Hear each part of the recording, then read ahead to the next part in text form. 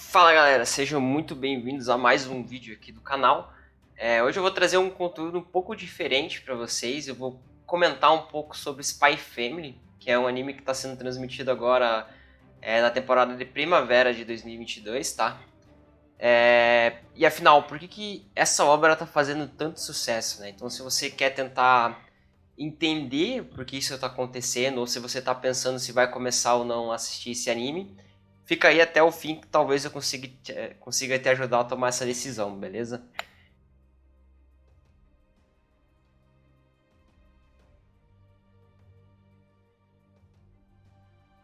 Então tá.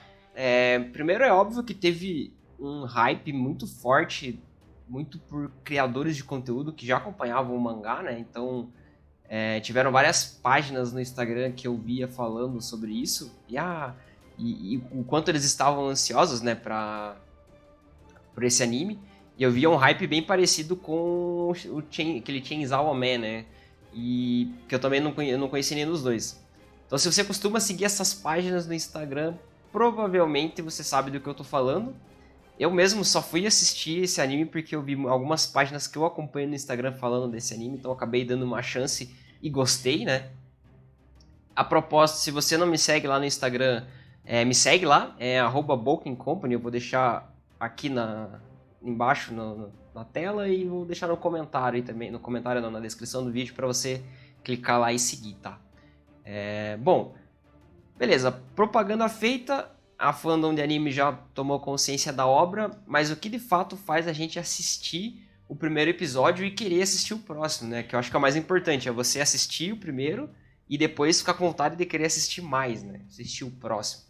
Bom, acho que pra gente conseguir entender um pouco disso, a gente precisa primeiro saber o contexto, né? O que trata a obra. Então, lembrando que eu não acompanho o mangá, então tudo que eu falar aqui é minha interpretação do primeiro episódio, tá? Então eu posso falar besteira, mas eu vou contar o que eu entendi e o que me fez querer assistir o restante a partir do primeiro episódio. Bom, a obra acompanha o Twilight, que ele é um agente secreto do governo que sacrificou a vida dele pelo bem do país lá, né? Eu não lembro se é um reino, se é um país, se é... Enfim, ele meio que é um agente secreto e trabalha pro governo. Ele acaba sacrificando a sua vida por esse bem maior, né? Mas o sacrificar não no sentido de morrer, mas sacrificar no sentido de abrir mão de qualquer coisa da vida pessoal dele. Então, ele não tem família, ele não tem amigos, ele não tem uma vida social, ao que dá a entender, tá? Pode ser que isso mostre mais pra frente, mas a minha percepção foi essa. Mas então basicamente ele não tinha uma vida social, não interagia com muita gente e vivia em função às missões, né? Só que isso tudo muda a partir do momento que ele recebe uma missão um pouco diferente, né? De quem passa as missões pra ele lá, o governo, né? A sua nova tarefa agora é que ele tem que investigar uma figura importante de um país inimigo, de algum lugar que é inimigo deles lá, que tá ameaçando o país. Só que esse cara ele é muito reservado e ele não costuma ter aparições públicas, né? A única aparição que se tem conhecimento dele são os eventos do colégio do filho dele que ele participa. Então, como a missão do Twilight é investigar esse cara, ele tem que achar alguma forma de se infiltrar naquele colégio. Só que o Twilight ele não consegue se passar por uma criança, mesmo ele sendo conhecido como o mestre do disfarce.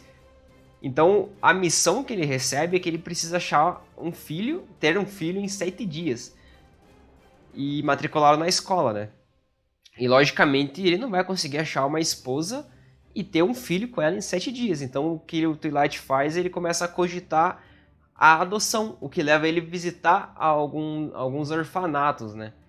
E é o que também nos leva a Anya, que é uma das personagens principais ali também, que você já deve ter visto uma imagenzinha dela, uma menininha pequenininha de cabelo rosa e tal. ミッションワクワク少女は超能力者だった。E então ela foi a criança que mais atendeu os requisitos ali do que o Twilight estava procurando.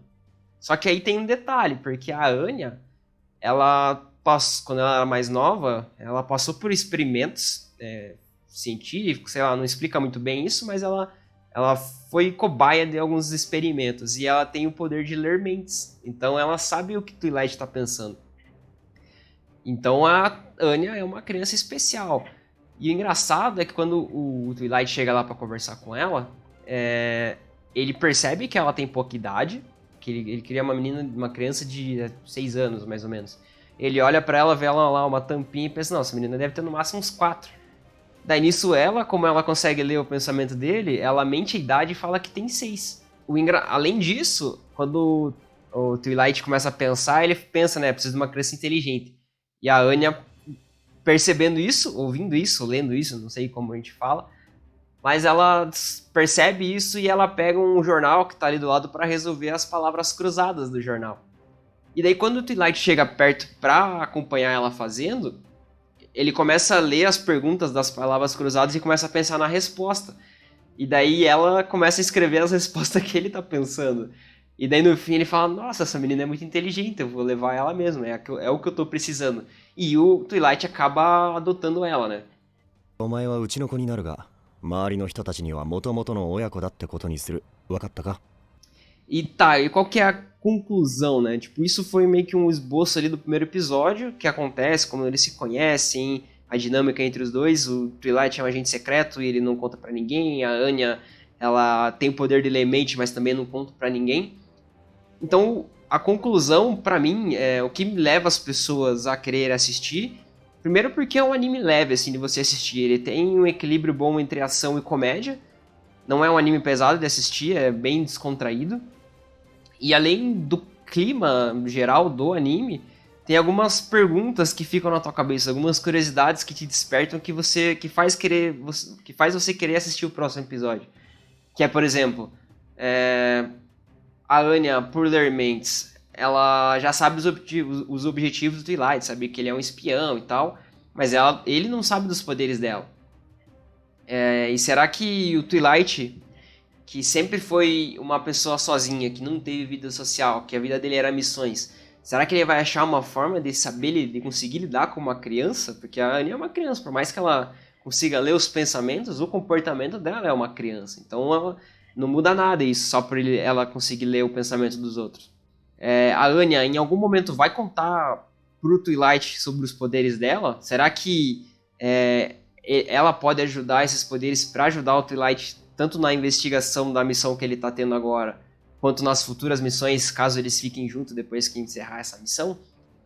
E são tantas perguntas que ficam que você acaba... É quase impossível você não querer assistir o próximo episódio, né?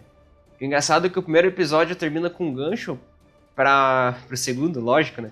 Mas um dos requisitos ali do colégio pra Anya passar na entrevista é que ela já passou na prova, né? Ela faz a prova, ela passa. Mas um dos requisitos para ela entrar no colégio é uma reunião de pais que tem, e tem que levar o pai e a mãe. E o Twilight adotou a Anya, não tem uma mãe, então agora ele tem que achar também uma esposa pra levar pra essa entrevista e pra conseguir infiltrar a Anya lá. Então começa...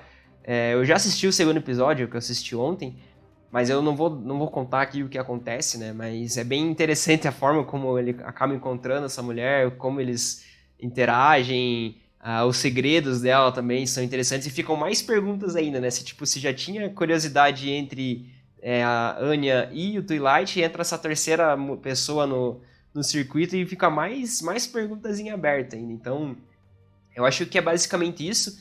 A leveza do anime, o equilíbrio bom entre comédia e ação, as perguntas em aberto que ficam, que você fica curioso em saber o que vai acontecer no futuro, e se eles realmente vão se tornar uma família depois que tudo acabar, né? E também, sem contar que a Ana é uma fofinha, né? Você vê ela ali, você fica de cara, você dá risada com ela a todo momento, as reações que ela tem ao ler o pensamento do Twilight, saber que ele é um espião, cara, é muito, muito, muito legal. Então, se você não assistiu ainda, se você não começou, tava pensando em assistir, eu recomendo que você assista pelo menos o primeiro episódio, porque se você assistiu o primeiro episódio e não quiser assistir mesmo, daí você descarta, mas eu acho muito pouco provável que você não fique curioso para ver o segundo. Então fica aí a minha recomendação, Spy Family, anime de temporada de 2022 primavera. Valeu por assistir e... como sempre, né? Se você chegou até o fim, aproveita para se inscrever no canal, tá? Porque toda semana eu tô trazendo vídeo aqui comentando algum anime. Geralmente eu trago algum anime que eu já completei pra indicar pra vocês, tá? Mas vamos ver aí, tem bastante anime bom saindo, talvez eu traga algumas primeiras impressões aqui pra vocês já começarem a acompanhar antes de terminar, né? Porque às vezes tem muita gente que tem preguiça de maratonar anime, né? Então vou tentar trazer um pouco antes pra vocês irem acompanhando episódio a episódio por semana, tá? Então se inscreve aí pra não perder os próximos vídeos. Valeu por assistir. Fui.